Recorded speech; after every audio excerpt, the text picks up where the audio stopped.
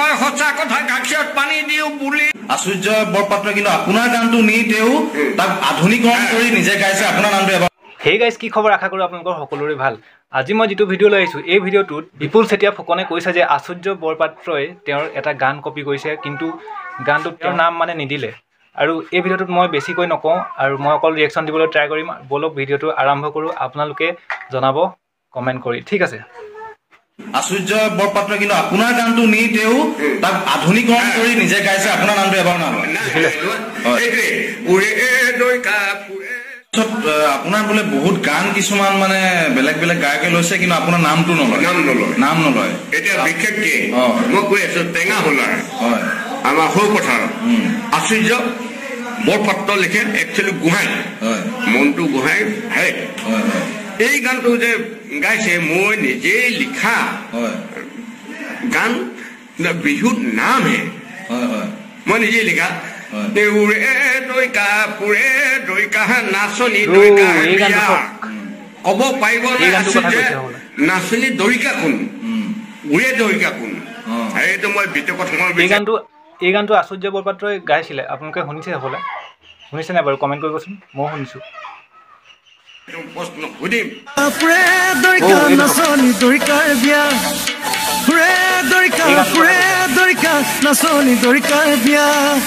নাচনী দৰিকাৰ বিয়াখন পাতিছে হাতী এটা খৰিকা দিয়া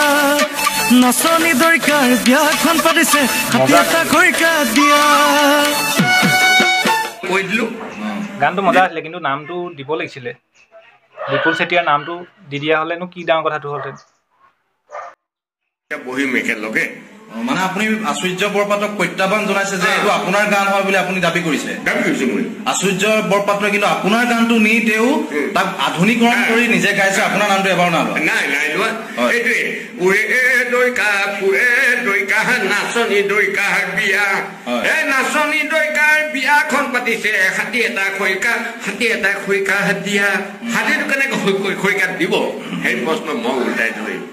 এইটো হাতী কি মই বুজাই দিম আশ্চৰ্য বৰপাত্ৰ গোহাঁইক আমাৰ বিপুল চেতিয়া ফুকনে প্ৰত্যাহ্বান জনাইছে তেওঁ এই প্ৰত্যাহ্বান যদি সাহস আছে গ্ৰহণ কৰক কাৰণ তেওঁ দাবী কৰিছে সেই গানটো সেই কলিটো এওঁৰ হয় আৰু শুনিলে এই গানটো কলিটো বিপুল চেতিয়া ফুকনৰ হয় কিন্তু আশ্চৰ্য বৰপাত্ৰই গালে কিন্তু নিলিখিলে বুলি কৈছে নাম চাম একো নিদিলে এইজনৰ কিবা তেনেকুৱা গান আছে নেকি যি গান আপোনাৰ পৰা বহুত লৈছে মোৰ মনত নাই এতিয়া মনত নাই বহুত ললে এতিয়া নকয় সঁচা কথা গাখীৰত পানী দিও বুলি এই আজিকালি ছোৱালীবোৰে নকয় সঁচা কথা চাৰিজনক ভাল পাওঁ বুলিছে নাই বাখৰ এই বেলি বানেহে বান এইবোৰ মই নিজে লিখা দেই কিন্তু এজন এই মায়লৈ মোৰ নামটো লয় দেই ঐ মাছহে ভাল পাওঁ চিতল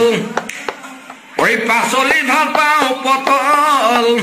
ইয়াত বেয়া নাপাব ৰাতি হলে বেছি ভাল পাওঁ ৰঙা পানীৰ বটল এই মই নিজে লিখা এইবোৰ কোনো হেৰি কৰিব নোৱাৰে এতিয়া যদি আপোনাক কোনোবা বিহু মঞ্চ দেখিছে একদম হেভি গান গাই ৰাখিছে নিজে লিখি গোৱা নাই আচলতে নিজে লিখিছিলে কিন্তু মানে বেলেগে গাইছে যিসকলে নাম দিয়ে তেওঁলোকৰ এইটো ভাল কথা কিন্তু নামটো দিব লাগে একচুৱেলি নিমন্ত্ৰণ জনাই আপুনি বিহু মঞ্চ কৰিম নিশ্চয় কৰিব আপুনি বিহু মঞ্চত কৈ দিয়কচোন এবাৰ আপোনাৰ ফোন নম্বৰটো কৈ দিয়ক কোনোবাই যদি আপোনাক মানে হেৰি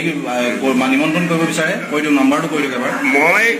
ৰাইজলৈ এটা অনুৰোধ আমাৰ যিখিনি পুৰণা সেই কিছুমান হেৰাই গৈছে মই ৰাখিম বুলি কোৱা নাই কিন্তু মই যিখিনি আগতে গাই আছিলো যদি কোনোবা কমিটিয়ে বিচাৰে বোলে এজন মানুহ আছে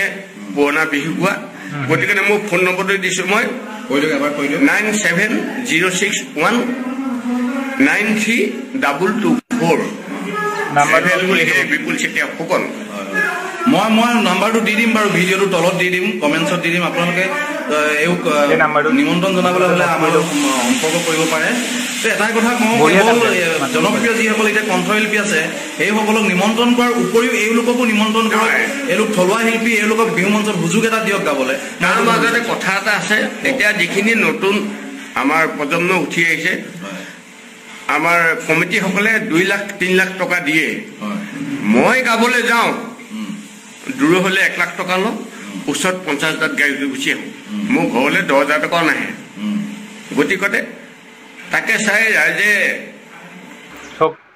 50,000 দিয়ে ঘৰলৈ 10,000 টকাও নাহে ঘূৰি মানে দিবলগীয়া হয় গাড়ী ভাড়া কৰি গৈছে তাত দিব লাগিব আকৌ লগত বাজনা বজোৱা মানুহ এইবিলাক সবকে দিব লাগিব ন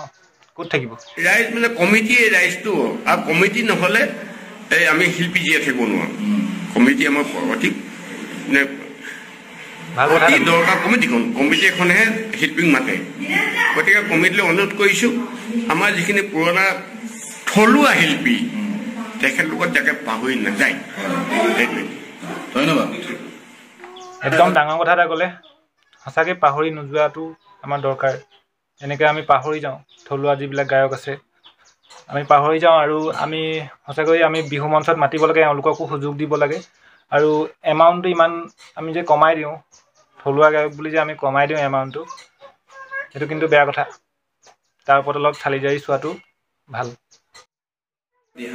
দিহানামো আছে এটা টুকাৰী গাব ন ঠিক আছে টুকাৰী এটা গাই দিয়ক এইটো আঙঠি লোৱা সীতা দেৱী হনুমান আহিছো চোৱা সাগৰৰ সিপাৰে ৰামচন্দ্ৰ আছে ৰৈ যাবানে নোযোৱা কোৱা ঐ যাবানে নোযোৱা কোৱা এইটো আঙঠি লোৱা সীতা দেৱী হনুমান আহিছো চোৱা সাগৰৰ সিপাৰে ৰামচন্দ্ৰ আছে ৰৈ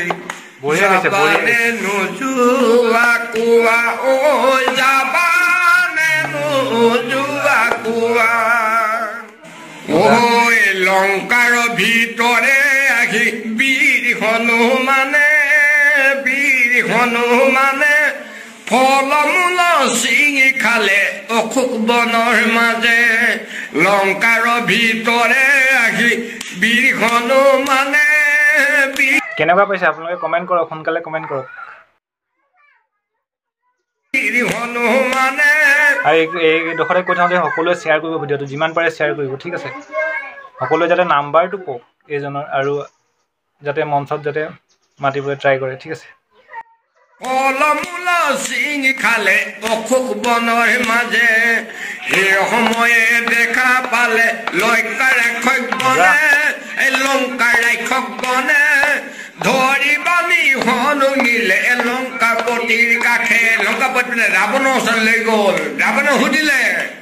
ঐ কৰেনো তই বান্দৰ বুলি সোধে দখাননে ধৰি বান্ধি হনুৰ নেজত জুই লগাই দিলে লংকাপতি চাওক এনেকুৱা এটা যদি ছিংগাৰ আমাৰ এনেকুৱা ষ্টেজত যদি আহি গায় তেতিয়াহ'লে কেনেকুৱা এটা জোচ আহি যাব আমাৰ ডেকা ল'ৰা চামৰ মানে কেনেকুৱা মজা লাগিব ন নাচিবলৈ এনেকুৱাবোৰে আমাৰ বেছি ভাল লাগে ন মাতিব